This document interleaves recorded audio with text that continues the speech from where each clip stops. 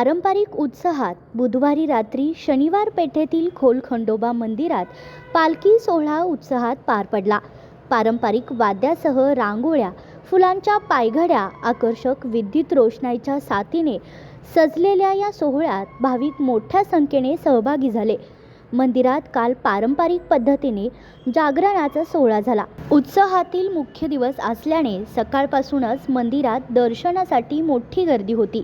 दुपारपासूनच मंदिरात पालखी सोहळ्याची तर शनिवार पेठेतील घराघरात पालखीच्या सोहळ्याची तयारी सुरू झाली। मंदिराला प्रदक्षिणा घातल्यानंतर पालखी मंदिरातून बाहेर पडली। यळकोट यळकोट जय मल्हार अशा अखंड गजरात आणि भंडाऱ्याच्या उधळणीत शनिवार मंडप, बुरुड गल्ली, विठ्ठल मंदिरामार्गे पुन्हा खोलखंडोबा मंदिर असा पालखीचा मार्ग राहिला। के बॉईज मंडळाने सोहळ्याचे नेटके संयोजन केले। परिसरातील मंडळांनी पालखीचे जोरदार स्वागत केले।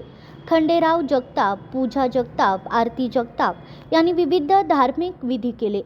रात्री 8च्या सुमारास माजी स्थायी समिती सभापती नंदकुमार मोरे, ऋतुराज क्षीरसागर, अनिल पाटील, सुशील भांदिगरे यांच्यासह परिसरातील ज्येष्ठांच्या उपस्थितीत पालखीचा प्रारंभ झाला।